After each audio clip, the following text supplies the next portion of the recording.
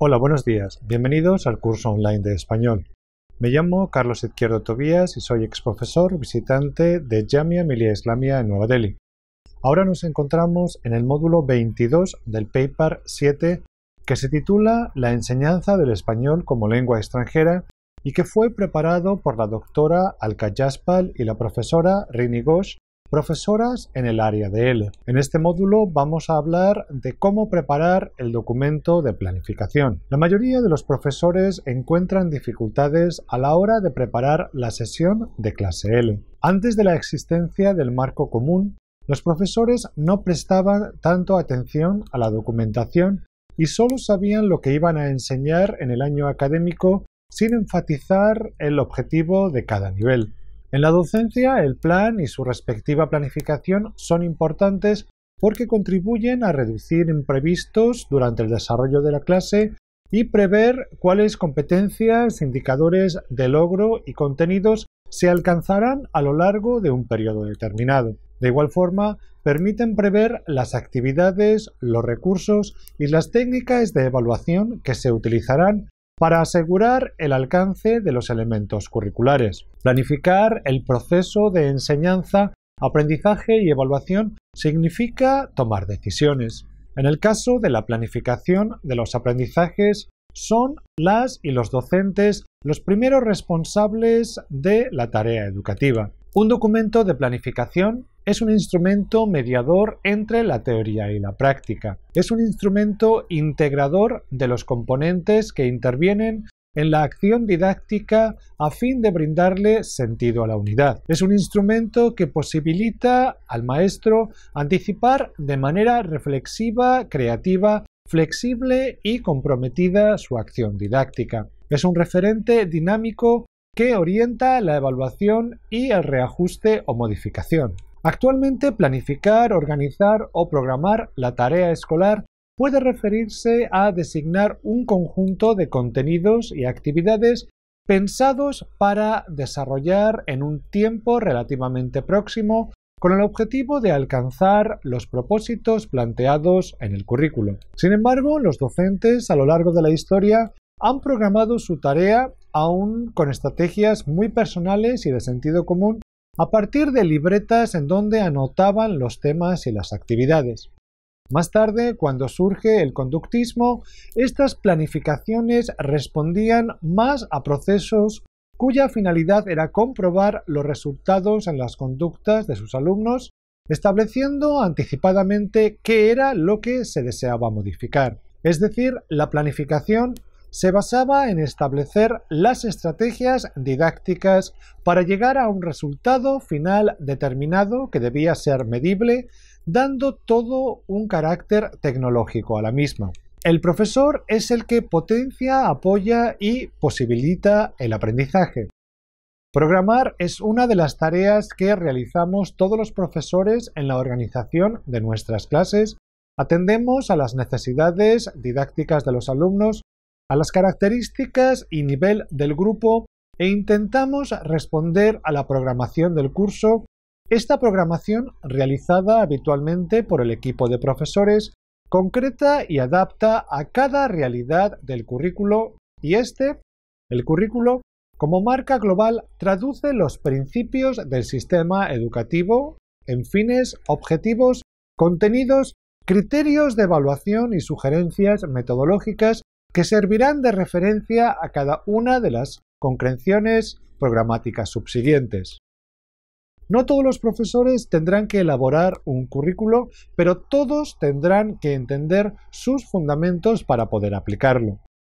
Para todos, por tanto, superado un nivel inicial de competencia docente, es importante profundizar en el tema que nos ocupa.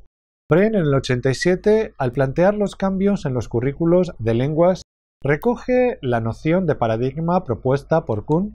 Un paradigma científico sería el marco de referencia compartido por un grupo de especialistas en un momento determinado de la historia y estaría constituido por una matriz disciplinar en la que las ideas, los problemas y la forma de realizar un trabajo comparten supuestos, valores y formas de interpretar la experiencia.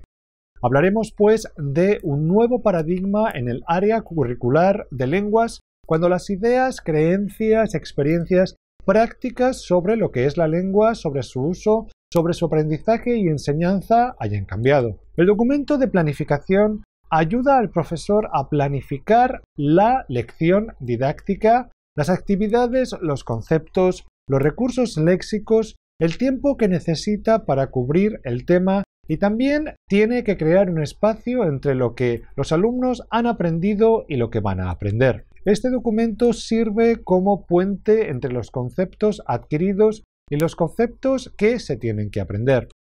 Algo que ayuda al profesor para reflexionar. Una buena planificación tiene que ser realista, que se pueda cumplir, flexible, que tenga en cuenta los imprevistos que puedan surgir para readaptarla cuando resulte necesario, puntual, hay que comenzar siempre a la misma hora, equilibrada, repartir bien el tiempo para cumplir todos los objetivos. ¿Qué aprendizaje se quiere para que los alumnos logren sus objetivos?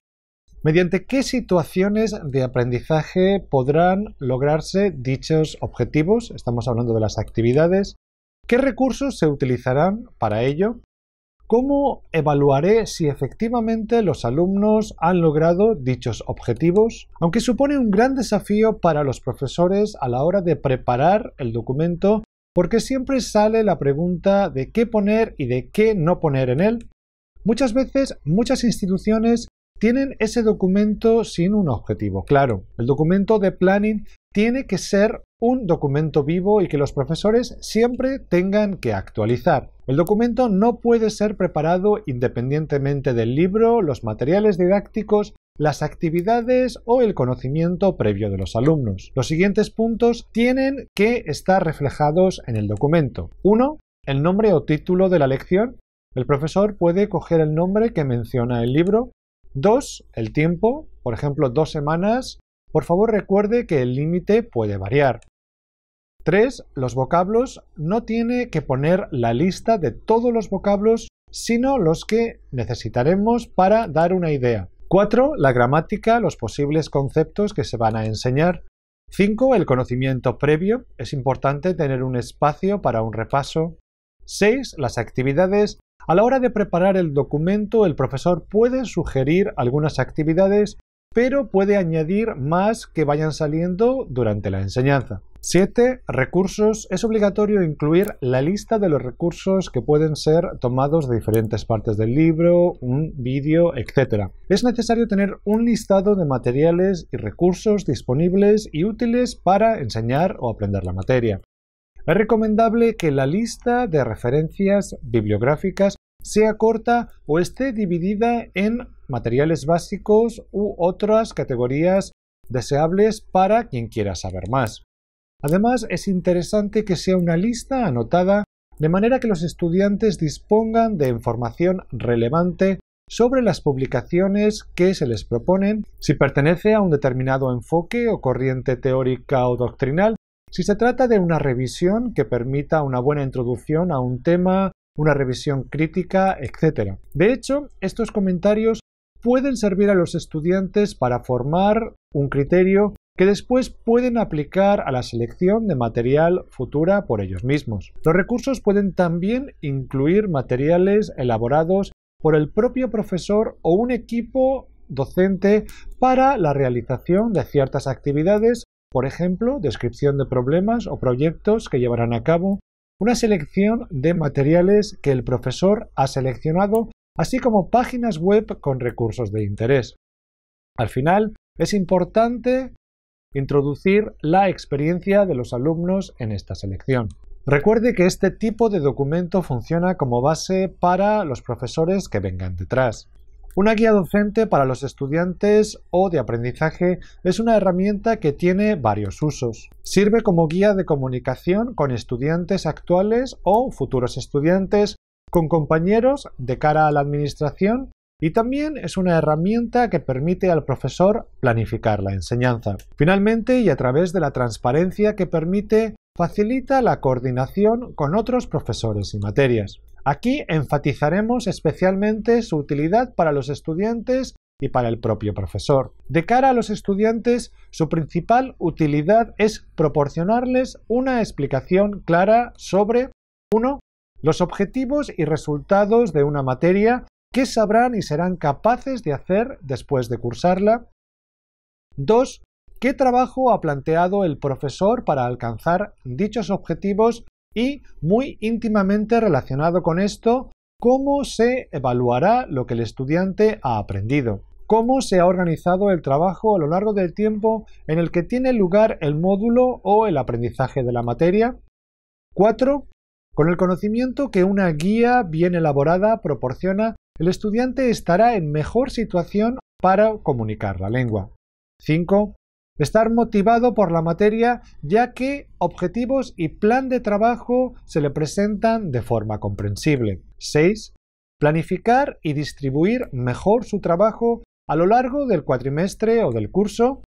7. Entender mejor los criterios de calidad de la materia y adoptar una actitud de disposición al trabajo y altos niveles de exigencia en la materia. 8. Prepararse de forma razonable para la evaluación de manera que sus posibilidades de éxito aumenten.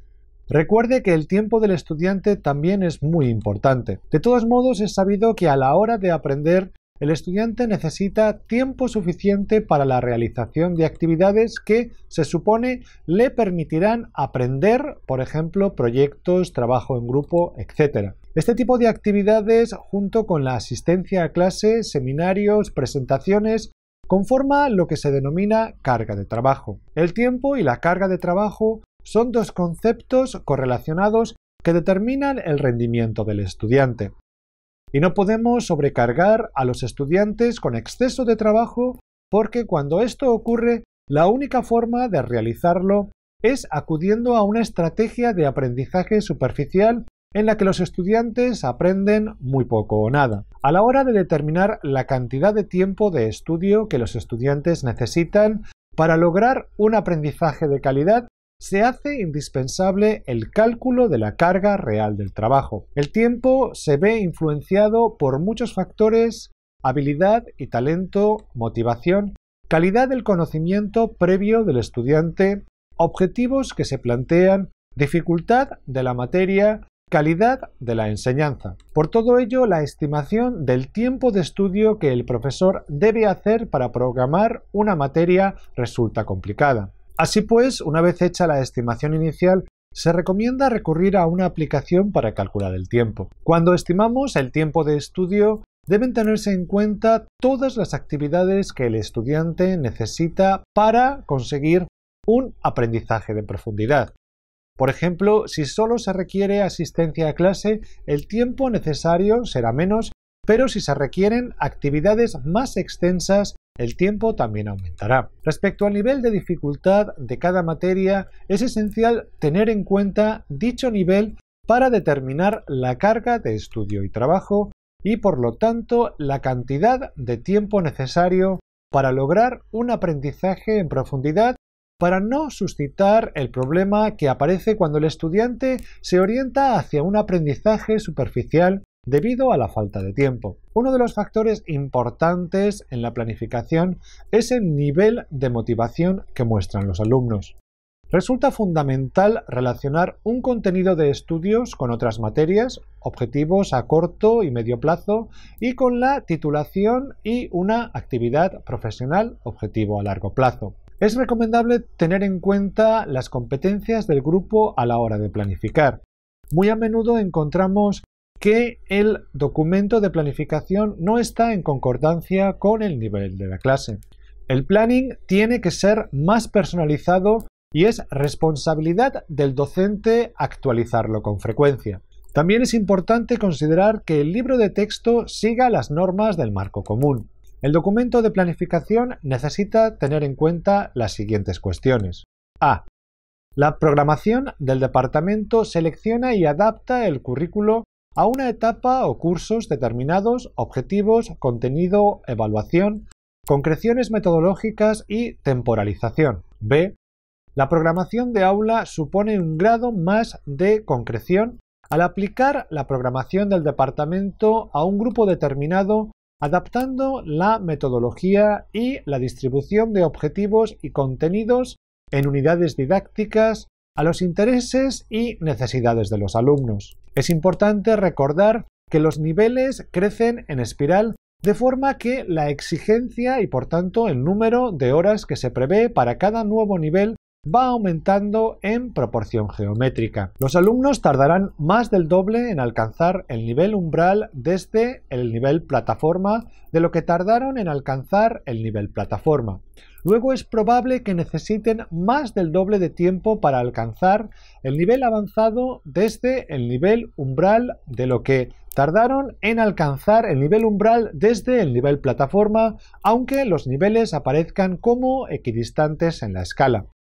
No nos cansamos de llamar la atención sobre este aspecto y de señalar que los niveles A, B, C del marco no se equiparan con los clásicos de básico, intermedio y avanzado que podrían responder a los niveles A1, B1 y B2 del marco común, como un estudio atento y responsable de los descriptores pone de manifiesto. Una buena planificación debería mantener los siguientes pasos. Estar centrada en el alumno, ser abierta y con atención a los procesos. Tener un enfoque de acción que favorezca el aprender la lengua con el uso. Integrar y desarrollar las competencias generales y la comunicativa. Posibilitar la responsabilidad y autonomía del aprendiz.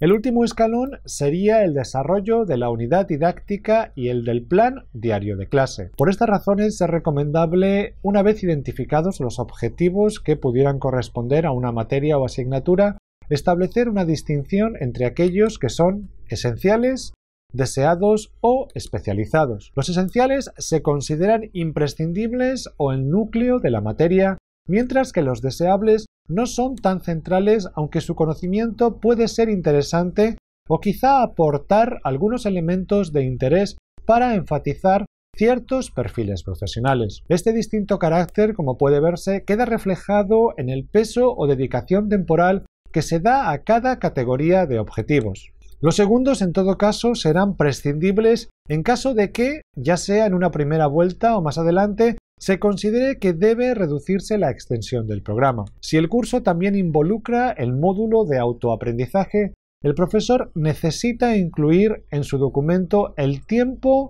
predeterminado y las tareas a realizar. Una justificación de las actividades tanto de aprendizaje como de evaluación ayudará a los estudiantes a alcanzar los resultados esperados. La secuencia en la que se realizarán estas actividades y su relación con el contenido de la materia es importante. Una propuesta razonable de distribución de tiempo por actividades también ha de tenerse en cuenta. Incluye una estimación lo más precisa posible del tiempo que requerirá a los estudiantes realizar la tarea. Un buen plan de L va a destacar el análisis, los resultados y las conclusiones para la tarea. El documento no tiene por qué ser cerrado porque ha de ser flexible a la hora de planificar teniendo en cuenta los niveles de los alumnos y es importante no planificar cosas irreales. En el nivel A1, poner una tarea de escribir un cuento en el pasado sería inadecuado. Hay que incluir las horas de trabajo presenciales con el profesor y las de trabajo independiente con los compañeros. No obstante, esta estimación deberá revisarse según lo indiquen los registros realizados por los propios estudiantes. Para concluir, el documento de planificación debe ser algo obligatorio para cada docente y en el contexto de L en la India, las instituciones necesitan tener un supervisor que compruebe que todo se ajusta a la normativa en vigor. Y terminamos aquí este módulo. Muchas gracias.